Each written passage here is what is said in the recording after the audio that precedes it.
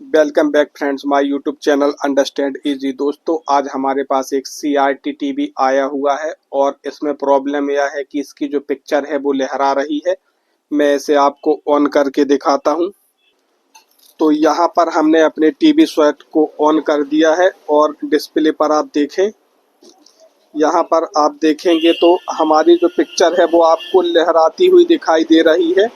बीच से ये हिलता हुआ आपको इस तरह से दिख रहा है। तो यह जो प्रॉब्लम है यह सप्लाई में प्रॉब्लम होने के कारण होती है। सप्लाई के लो होने के कारण इस टाइप की जो दिक्कत है वो देखने के लिए मिलती है।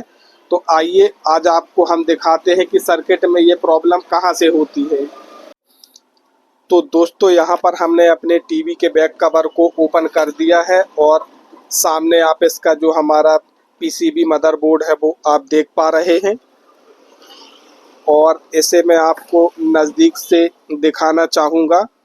तो यहाँ पर आप देखेंगे तो हमारी PCB में कहीं पर भी इसमें हमें कुछ भी जला या भस्ट वगैरह ऐसा कुछ भी दिखाई नहीं दे रहा है। एक बार मैं आपको इसके वोल्टेज मल्टीमीटर से चेक कराता हूँ। दोस्तों इस समय मुझे सर्दी जुकाम और बुखार आ रहा है, तो सर्दी जुकाम के कारण मेरा जो आवाज़ है वो भी सही तरीके से नहीं आ रहा है। तो प्लीज़ आप लोग इसे मैनेज कर लेना, क्योंकि जुकाम के कारण मेरा जो आवाज़ है वो ठीक तरह से नहीं आ रहा है। तो दोस्तों यहाँ पर आप देखें, ये हमारी जो 110 सप्लाई है ये हमें 108 वोल्ट देखने के लिए मिल रही है। ये हमारी 24 वोल्ट सप्लाई 24 आ रही है और यहाँ पर हमारी जो 12 वोल्ट वाली सप्लाई है वो हमें 10-11 वोल्ट देखने के लिए मिल रही है। एवं यह हमारे साउंड सेक्शन की सप्लाई होती है जो कि हमें 15 वोल्ट यहाँ देखने के लिए मिल रही है। तो ओवरऑल फ्रेंड्स अगर इसमें हम अपने वोल्टेज देखें तो हमें सारे वोल्टेज जो है वह देखने के लिए मिल रहे हैं, लेकिन इसमें जो लहर आ रही है वह ठीक नहीं हो रही है। तो आइए हम आपको दिखाते हैं कि यह जो प्रॉब्लम है सर्किट में यह कहां से आता है।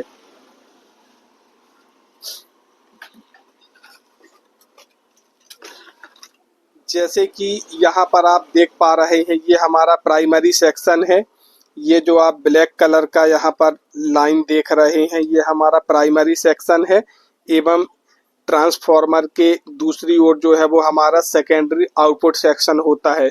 तो प्राइमरी सेक्शन में हमारा यह जो मेन फिल्टर कैपेसिटर होता है जो कि हमारा 100 माइक्रोफैराड 450 वोल्ट या 150 माइक्रोफैराड 450 वोल्ट या 220 माइक्रोफैराड 450 वोल्ट होता है।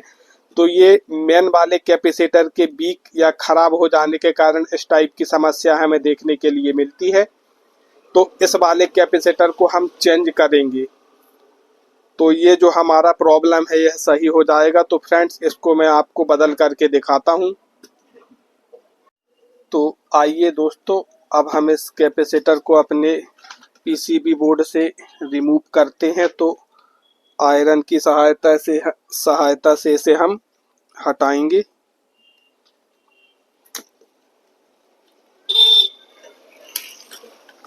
तो इस तरह से फ्रेंड्स यहाँ पर आप देखेंगे जो हमारा कैपेसिटर है इसको हमने अपने PCB बोर्ड से बाहर निकाल दिया है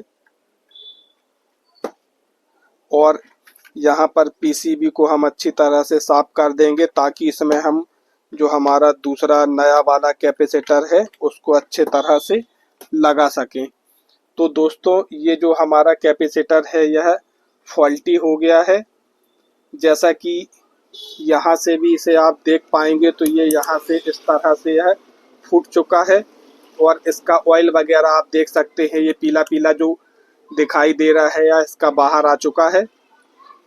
तो इसकी जगह इसमें हम दूसरा कैपेसिटर लगाएंगे। इसकी आप वैल्यू देख सकते हैं 100 UF 450 वोल्ट।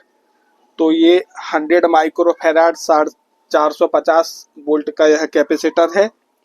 तो इस कैपेसिटर की जगह दोस्तों हम अपना ये नया वाला कैपेसिटर लगाएंगे। इसका भी आप वैल्यू देख सकते हैं 100 माइक्रोफैराड 450 वोल्ट। तो सेम वैल्यू का हमारा ये कैपेसिटर है और उसके जगह हम अपने इस वाले कैपेसिटर को इसमें लगाएंगे इसमें ये जो आप साइड देख रहे हैं जिस पे आपको माइनस दिखाई दे रहा है, यह इसकी नेगेटिव माइनस वाली साइड होती है, ये वाली इसकी पॉजिटिव साइड होती है। तो अपने पीसीबी बोर्ड में इसे हम प्लस और माइनस देख करके लगा देना है। तो दोस्तों अब इसमें हम अपना जो नया कैपेसिटर है उसको अपने पीसीबी बोर्ड में हम लगा दे रहे हैं। आयरन की सहायता से अच्छी तरह से इसको हमें सोल्डरिंग कर देना है। तो यहाँ पर इसकी अच्छे तरह से हमने सोल्डिंग कर दी है। प्लस और माइनस को आपको देखते हुए इसको सोल्डिंग करना है, इसे उल्टा नहीं लगाना है। अगर इसे उल्टा लगा देंगे तो इसमें ब्लास्ट हो जाएगा, यह बम की तरह फट जाएगा तेज आवाज के साथ। तो आपको इसे उल्टा नहीं लगाना है। और इसके लगाने के बाद अब इसे हम अपने पीसीबी बोर्ड को सीधा करते हैं और आपको टीवी चालू करके दिखाते हैं। तो दोस्तों यहाँ पर हमने अपने टीवी सेट को ऑन कर दिया है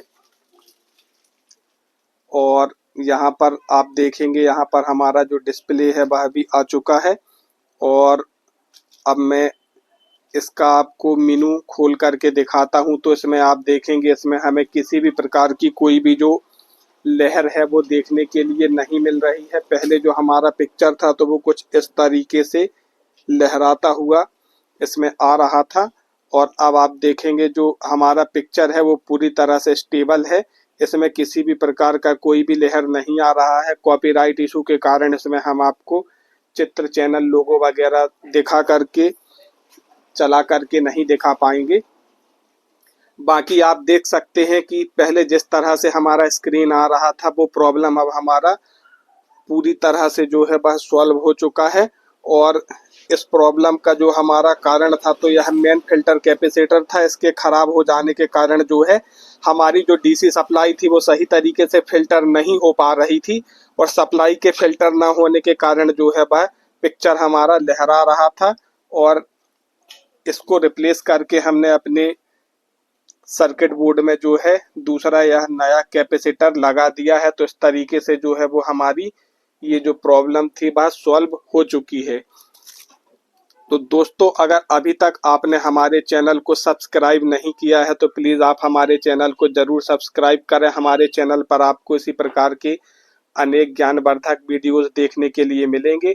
साथ ही वीडियो अच्छी लगी तो वीडियो को लाइक करें, शेयर करें और कमेंट में हमें बताएं। मिलते हैं दोस्तों फिर से किसी नई वीडियो में नए टॉपिक के साथ। जब तक के लिए जय हिंद, वंदे मातरम।